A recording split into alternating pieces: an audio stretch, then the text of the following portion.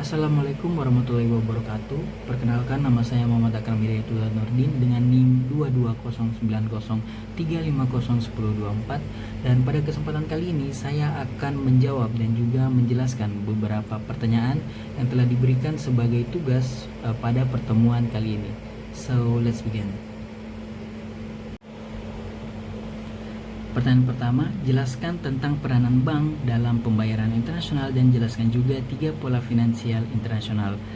Bank memainkan peran penting dalam memfasilitasi transaksi pembayaran internasional. Salah satu layanan utama yang mereka sediakan adalah letter of credit, di mana bank bertindak sebagai perantara yang menjamin pembayaran antara penjual dan pembeli. Bank juga menyediakan layanan transfer internasional, memudahkan perpindahan dana lintas batas. Pola finansial internasional melibatkan perdagangan internasional, investasi langsung ketika perusahaan ingin membeli atau mendirikan bisnis di luar negeri, dan investasi portofolio ketika individu atau lembaga berinvestasi dalam portofolio keuangan asing. Dan selanjutnya 3 pola finansial ekonomi internasional. Yang pertama ada Bretton Woods, di mana ini adalah sistem keuangan global yang diperkenalkan setelah Perang Dunia Kedua pada tahun 1944. Sistem Bretton Woods ini dirancang untuk menstabilkan ekonomi global setelah Perang Dunia Kedua dengan mempromosikan perdagangan dan investasi internasional. Ciri utama sistem ini adalah penggunaan standar emas, di mana mata uang negara-negara peserta diikat dengan nilai emas, dan juga dolar Amerika Serikat dipegang sebagai mata uang cadangan. Namun ketidakseimbangan perdagangan dan defisit dolar menyebabkan sistem ini runtuh pada tahun 1971 ketika Amerika Serikat mengakhiri konvertibilitas dolar ke emas. Pola kedua yaitu sistem pasar bebas, ditandai dengan intervensi pemerintah yang minimal atau sangat terbatas dalam perekonomian pemerintah, terutama dalam hal menegakkan aturan pasar dan melindungi hak milik. Dalam sistem pasar bebas, harga dan upah ditentukan oleh penawaran dan permintaan, dan juga individu dan perusahaan bebas memproduksi dan menjual barang dan jasa sesuai keinginan mereka. Konsumen pun bebas membeli barang dan jasa tersebut. Dan pola ketiga yaitu sistem ekonomi campuran, adalah kombinasi dari sistem pasar bebas dan sistem ekonomi komando, di mana pemerintah turut campur tangan dalam kegiatan ekonomi tetapi masih membiarkan kekuatan pasar menentukan harga dan juga upah. Dalam sistem ekonomi campuran ini, pemerintah dapat mengatur industri tertentu, menyediakan barang dan jasa publik, dan mendistribusikan kekayaan melalui pajak dan program kesejahteraan sosial. Sistem ekonomi campuran ini juga dikenal sebagai sistem ekonomi yang menjunjung keadilan, kesejahteraan, atau demokrasi sosial. Pertanyaan kedua, jelaskan pengertian valuta asing dan fungsi dari bursa falas dan fungsi bank devisa. Valuta asing atau falas adalah mata uang asing dan alat pembayaran lainnya yang digunakan untuk melakukan atau membiayai transaksi ekonomi dan keuangan internasional atau luar negeri. Falas memiliki catatan kurs resmi pada Bank Sentral atau Bank Indonesia. Mata uang dalam pembayaran dan kesatuan hitung dalam transaksi ekonomi dalam keuangan internasional terdiri dari 2 macam, yaitu hard currency dan soft currency. Bursa falas atau pasar falas ini merupakan mekanisme di mana satu negara dapat memperdagangkan satu mata uang dengan mata uang lainnya.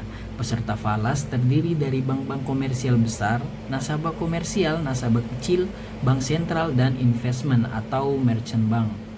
Nah, fungsi dari bursa falas ini antara lain menyediakan fasilitas hedging, yaitu tindakan pengusaha atau pedagang falas untuk menghindari resiko kerugian atau fluktuasi kurs falas. Yang kedua adalah menyelenggarakan transaksi pembayaran. Yang ketiga, mempermudah penukaran valuta asing. Dan yang keempat, mempermudah proses pemindahan dana yang dilakukan antar negara. Nah, bank devisa. Bank devisa adalah bank yang berfungsi sebagai perantara dalam transaksi valuta asing. Fungsi bank devisa antara lain menyediakan jasa penukaran valuta asing, menyediakan fasilitas kredit dalam valuta, menyediakan jasa transfer valuta asing, dan menyediakan jasa hedging, serta menyediakan jasa konsultasi dan informasi mengenai pasar valuta asing. Pertanyaan ketiga, jelaskan apa yang dimaksud dengan arbitrase beserta contohnya.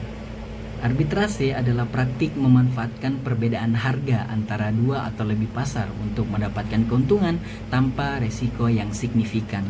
Arbitrase membeli dan menjual aset secara simultan untuk mengambil keuntungan dari selisih harga.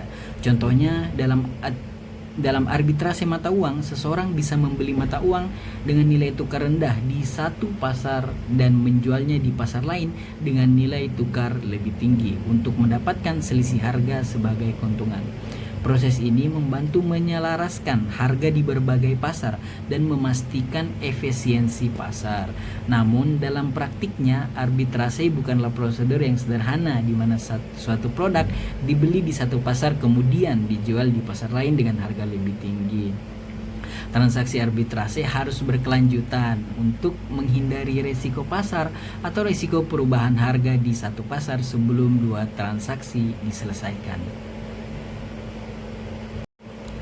Pertanyaan keempat, jelaskan apa yang dimaksud dengan hedging beserta contohnya. Hedging adalah strategi investasi yang digunakan untuk meminimalkan resiko kerugian. Hedging dilakukan dengan melakukan investasi yang berlawanan dengan investasi yang sedang dilakukan. Contohnya, hedging dalam trading forex. Seorang trader membeli pasangan mata uang tertentu dan pada saat yang sama menjual pasangan mata uang yang sama dengan ukuran yang sama untuk mengurangi risiko kerugian akibat fluktuasi nilai tukar mata uang. Contoh lainnya, hedging dalam investasi saham. Seorang investor membeli saham perusahaan dengan harapan harganya akan naik di kemudian hari. Namun, untuk mengurangi resiko kerugian, investor tersebut juga membeli opsi put untuk menjual saham tersebut dengan harga yang telah ditentukan jika harga saham tersebut turun. Contoh ketiga satu lagi yaitu hedging dalam investasi obligasi. Seorang investor membeli obligasi dengan tingkat bunga tetap dan pada saat yang sama menjual kontrak berjangka obligasi dengan tingkat bunga variabel untuk mengurangi resiko fluktuasi suku bunga. Dalam praktiknya, hedging dapat dilakukan dengan berbagai cara seperti menggunakan opsi, futures, swap, dan lain-lain. Tujuan utama dari hedging adalah untuk membatasi resiko trading di pasar keuangan dan menjaga keuangan perusahaan dalam kondisi yang stabil di tengah-tengah gejolak harga. Sekian jawaban ataupun penjelasan dari pertanyaan-pertanyaan yang telah ditugaskan. Apabila ada kesalahan kata, saya mohon maaf. Wassalamualaikum warahmatullahi wabarakatuh.